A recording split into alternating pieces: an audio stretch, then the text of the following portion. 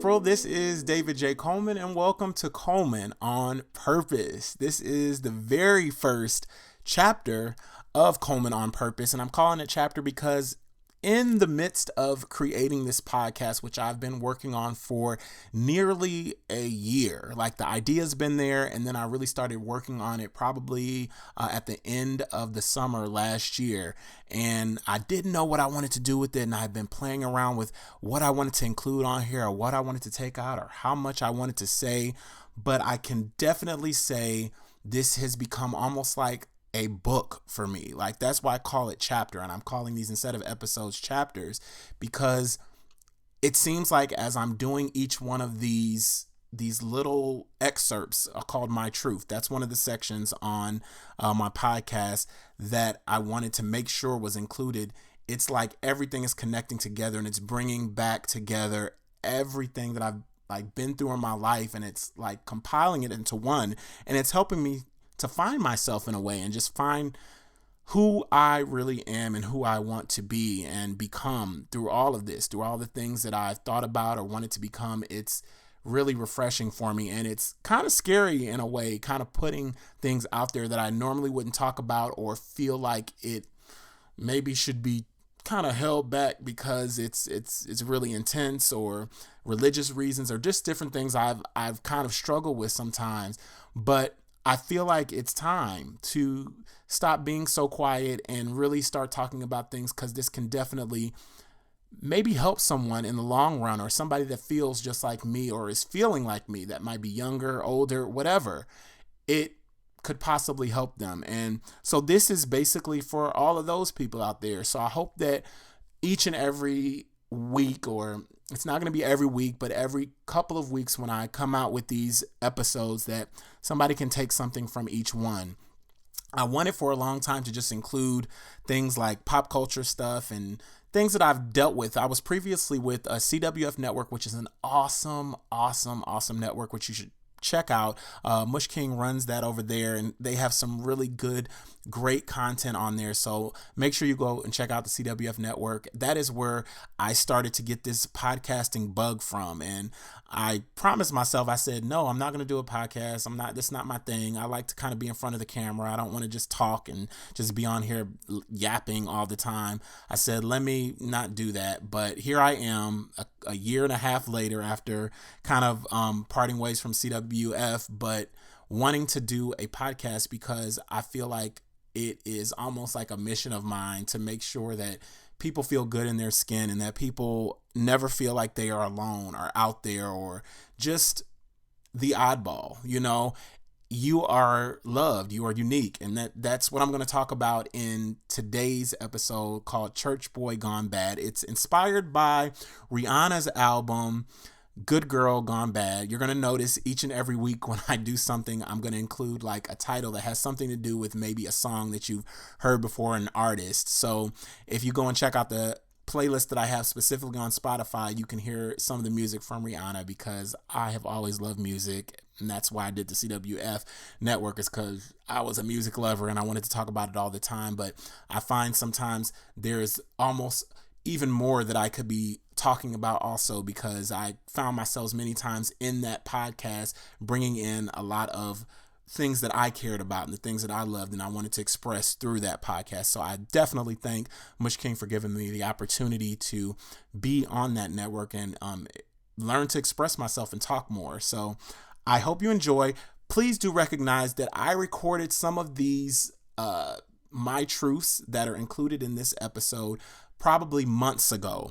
So it might have a little bit different sound to it, but it's almost been like writing in a journal. So that's what I've been doing as I've been compartmentalizing my life and being able to tell the story. And once this part of My Truth, which is the main core of my podcast, is done, I'm going to come back with my final say. So I hope you enjoy today's episode of Coleman on Purpose. All right, so this next segment is probably going to be my favorite segment every time I do the podcast, because this section is called My Truth. And the reason I called it My Truth is because it's just me talking about stuff that I've wanted to talk about for the longest time. So I figured on this very first chapter, I would kind of break down understanding me and understanding my background, because in order for me to talk about all these things that come to my mind and all these topics, you have to understand me and where I basically came from. So that's kind of why I called this podcast episode Church Boy Gone Bad, because my roots start in the church. I was basically born in the church. I basically say I was born in the pews. I was dedicated in the church, lifted up to heaven, all that good stuff that people do. I found out that may be more common than I think, but I don't know. But I went to a very Bible-based church. In fact, the church's name was Bible Way. So that tells you like how in depth and how biblically centered the church that I went to was. So I knew the Bible. I was taught very young. I carried all of those things with me all of those years, because I went to Christian school for about 3 years, kindergarten through like second. And then in third grade, I went to public school. So I still carried those values because I hung around a lot of church kids or kids that really grew up in the church like me. So in a way, I led a very type of sheltered life. I couldn't just be with any kid. They weren't like, my parents were not going to send me with just any kid just to go hang out. You know, they had to kind of know them and all these type of different things that came along with that. So carrying all that with me and doing all of that I had to do. I was a minister's kid then, but my dad soon became a pastor, and that's when we moved. We were in St. Louis, and we moved from St. Louis to Ohio in Dayton. And, you know, St. Louis, Dayton, a little bit different. I guess St. Louis was a little bigger then, but now when I go back and I visit St. Louis, it's like, okay, you're like on the same level as Dayton right now. It's like nobody really talks about those two cities. So my dad went and he became a pastor in Dayton, and then I was thrown into the PK-dom. Can I say that? Is that a word? PK-dom? Like I was a PK, a pastor's kid, as we would say. And as a child, you're not really asked if you want to be a pastor's kid. You just become a pastor's kid because this is the call. This is where your either mother or father's life is going, and you are part of it. So what comes along with being a PKs kid? I can just remember little bits and pieces of my life as a pastor's kid, because it was only for a portion. I don't even remember how many years it actually was. It might have been 3 or 4 years that I was a pastor's kid. I think what comes along with that is you have to be on your P's and Q's at all times. You must be very aware of who and what you are, because you are going to be looked over with a microscope. Every little thing you're the pastor's kid. You can't be doing that. All this and that and the other. It has to be a certain way. Along with that comes jealousy. Jealous people want to be, the pastor's kid, or have that run around, kind of status of that. I just think being a pastor's kid kind of built two sides of who I was. That was the beginning of building two of me. And that's kind of why I say I had I don't even call it an alter ego, but I had another side outside of church. And I think that's what built it, because you have to be on at all times. You have to be this type of person. You have to be good. You have to, all of the things that come along with having that pristine image comes along with being in the spotlight. And I don't even just put that on pastors' kids. I put that on any child that has a parent that is in the ministry. There are certain things that you have to uphold while you are in that church. So when you get out of that church and you go into the real world, you are a total different being. You're you go out into when I went to school, I went and I used to try to use I used to say cuss words. I used to cuss when I was at school and stuff, trying to be cool and try to fit in with everyone else, knowing I was a PK, and you would try to fit the mold. And when I cussed, it didn't even sound right. So I don't even know why I did it as much. That was not in my nature. It just wasn't me. That's not how I grew up. I didn't grow up around that. Now, I can understand some people grow up around that and it just becomes kind of their nature, and that's fine. But that was not my normal nature. So I would overdo it or try to fit in to kind of compensate having to be this perfect image all the time. And then you don't want to be kind of secluded. You want to just fit in. You just want to be part of who everyone is, So you start to kind of change the way you are. And I saw myself doing that many times. And eventually, my dad was not a pastor. It happened very abruptly. And he went to another church in Dayton. And at that church, he became an automatic, elder or minister. He was elder right away. It was not any hold. It was just like, okay, you went from being a pastor and now you're still in the ministry up near the pulpit. It's the same, it's some of the same thing. So I was introduced to a whole new group of people, which were elders, ministers, children, all of those types of things. But I guess in a way, I think that the aftermath of all the changes that I went to from moving from St. Louis brought into, this thrust into Dayton, Ohio, not really having a really social setup or having a way to really make new friends. I really didn't even think I had too many friends when I was in St. Louis. When I think about it, I can count the number of friends I can remember that I really had, that I could actually go over their house or hang out with them, that I had. So it created a bit of, for me, social awkwardness. And I've always felt kind of socially awkward in different ways. And I only felt comfortable around certain people and things. So I think it was just all of those different changes made me kind of, what I want to say, I don't even like to I don't like using this word, but I've been called it before, bougie. I would say I was semi-bougie when it came to meeting other people or getting to know people, but I really wanted them to just know me.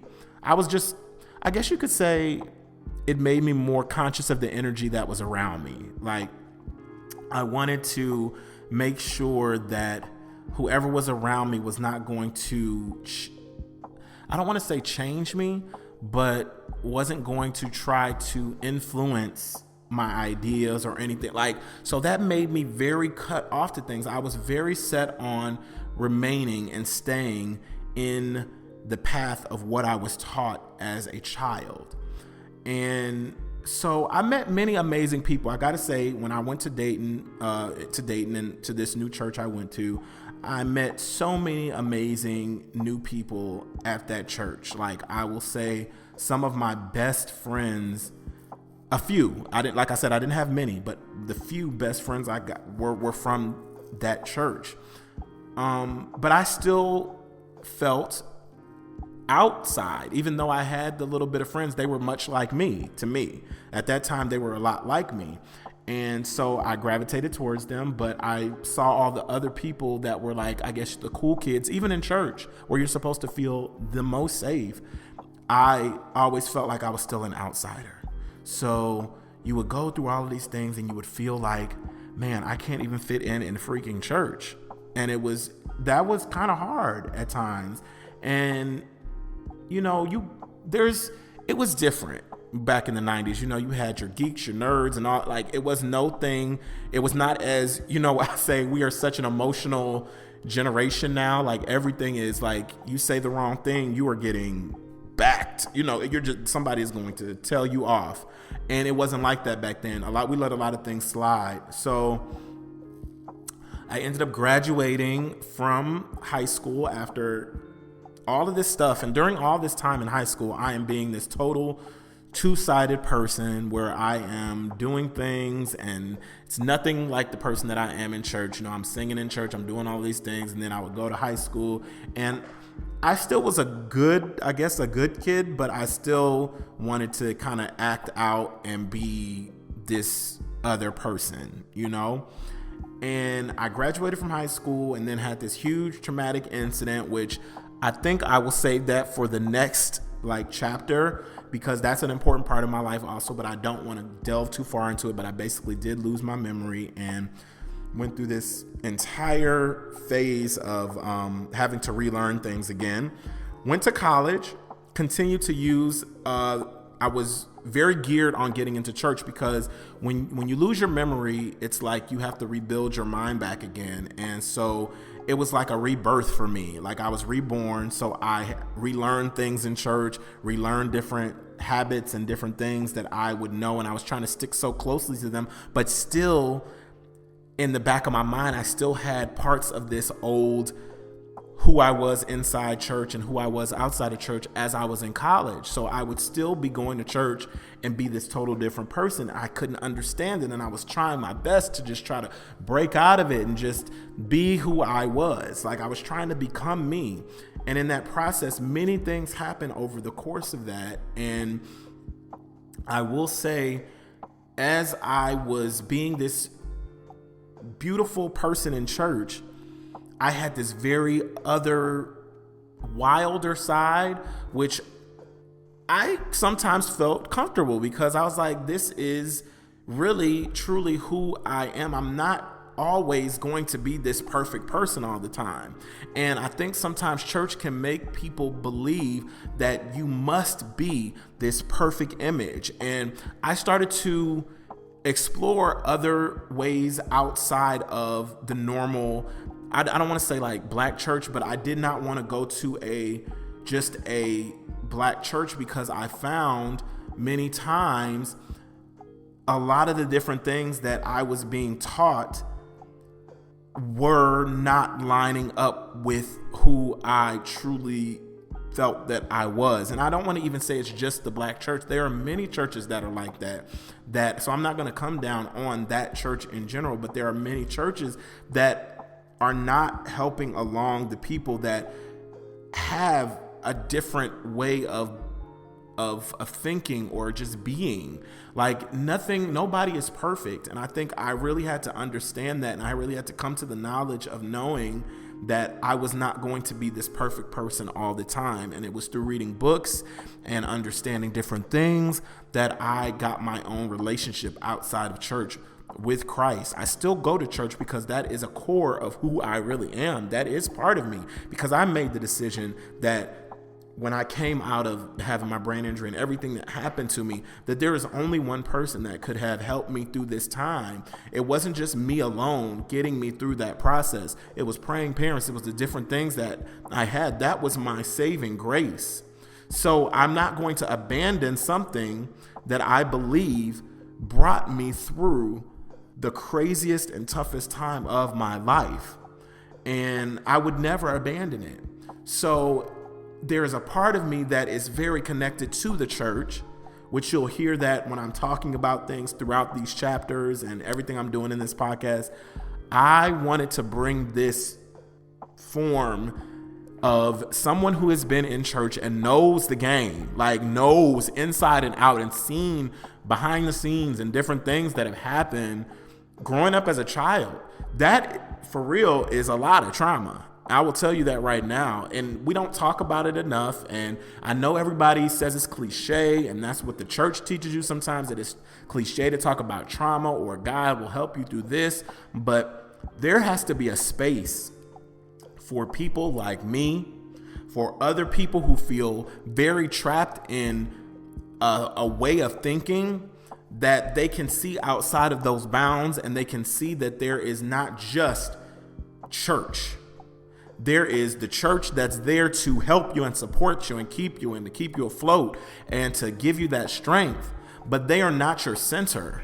Your center should be God. If what you're looking at is something to hold on to, I hold on to Christ. That's my holding. That's my saving grace. It's not just the church. It's not just the accolades. It's not just trying to go be a minister. It's not just trying to be something in the mix. And I tried so hard, but I still didn't fit in the mold. Like I just didn't fit how they that perfect image that you gotta be married, you gotta have all of these things together, it has to look a certain way, you gotta dress a certain way, you gotta talk a certain way, you have to be on at all times. That was not what I wanted to do with my faith. So I think I'm learning in a way that I still have a voice outside of that box, but many people tried to pull me into different things that would have me use my voice a different way, but I'm choosing to use it this way through this podcast because I want to talk about things that are taboo, things that nobody wants to really touch on, things that nobody really wants to deal with, things that people just want to overlook, and all of that stuff. I just wanted to come in my regular voice and talk about that, not in the form of Deluxe Dave, not in the form of all the other things that I've tried to do from acting and all of that. I just want to talk regular. And that's why I wanted to have this section called My Truth. So I know that is only a portion of my life. We're going to talk about so much more because it all affects me and it affects other people because I run into people every single day that have the same background, go through the same thing. And I said, that's a reason. There has to be something to be talked about. We can't just talk about it in like between one another, because this could actually help somebody along who feels very lost in the flow and not wanting to maybe even go back to church, even though they know that may be part of them. So you have to talk about this stuff. And that's why I'm doing My Truth. So, yeah.